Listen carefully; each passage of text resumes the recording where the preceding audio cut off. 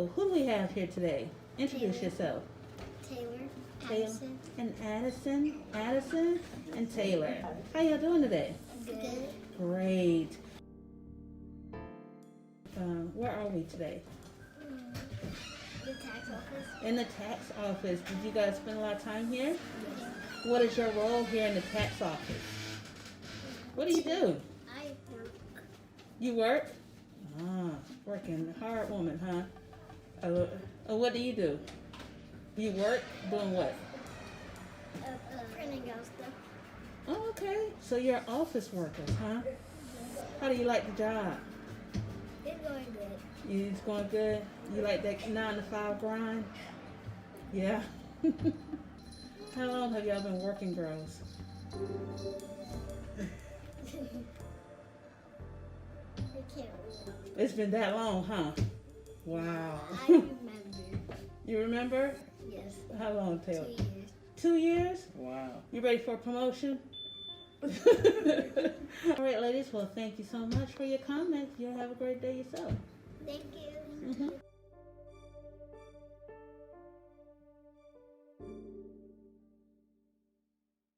The beginning of my story. I was born and raised in Wilmington, Delaware. My mother and father, Dalva Washington and Vernon Roberts. I am the youngest of 3 children from my mother and father. And when I was probably about 5 or 6, they got a divorce and my mother became a single mother. She did her best to raise my sister and I. But then at one point she decided that she needed a break. Okay. And so she gave us to our father, who raised us for 6 years, of which during that time he became addicted to crack cocaine. And my sister and I endured that for years, living in that type of condition. And I always said that I wanted to do something with myself and I would not fall into the stigma or the statistics that they put on our black families. So I moved in with my mom many years later, me and my sister, and then I became what they call a young black girl statistic by having a child at the age of 16. Dropped out of high school, then had another kid at 17. Stayed out of high school because then I started working. And I kept working and kept working. And then started having more kids until I ended up with a total of 5. And I kept working.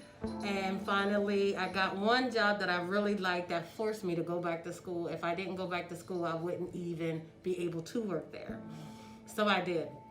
I went back to school, got my high school diploma, and it was going uphill from there. I went to college and moved from Delaware to Atlanta, and moved to Atlanta within my first year here, bought a home, went under the tax practice of my father. He taught me everything about the tax industry. Even though our relationship was estranged because he wasn't there towards the latter part of my growing up childhood, we did make it up once I became an adult. And he gave me all the ins and outs of how to do the tax business, which I took onto it like white on rice and just just ran with it. And in 2015, I went from Liberty to my own establishment, which is GRC Taxes. Yeah. And I mean, we are known, very well known in the Lithonia, Georgia area. I pride myself on the customer service that we give to everyone and the knowledge. And I built this up from ground up. And we are now up to almost 600 clients. So we are very pleased with that. And I have a wonderful staff. And then in 2019, I got a divorce. Got a divorce in 2019 after being married for 22 years. Oh, wow. Yeah, got a divorce. And then July of 2019, I can tell you exactly what happened. On July 2nd, I got a divorce. And July 16th, I was diagnosed with breast cancer. July 26th, I had another job outside of tax season that I would do just for extra money. Lost that as well. after all that in July, I fought for my life with breast cancer. Thank God I caught it early, so it was only stage 1. But the kind that I had was very aggressive, so I had to undergo chemo and radiation treatment. So that took a lot of toll. But during that time, I worked. I'm always working. But I worked, and I took care of my 2 youngest children, who kept me up every day. They did not understand how bad I felt, and I'm glad that they didn't, because I probably would have fell into that Lord take me now type of thing. But I didn't. I kept getting up and I kept going, and then I developed a clothing line for cancer patients that says keep going. It's just a apparel that I do that it's just 2 small words, but it means so much that no matter what you're going through, no matter what things look or how things are, just keep going. And that's what we pride ourselves on.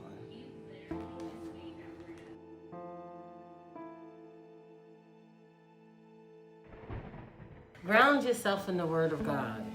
I mean, I can't, and I know it sounds so cliche, but I promise you, I swear to you, you have to ground yourself with the Word. The Word is going to get you through so many things. And I've been through many things in my life that were either supposed to take me out, break me, destroy me, of whatever it was supposed to do.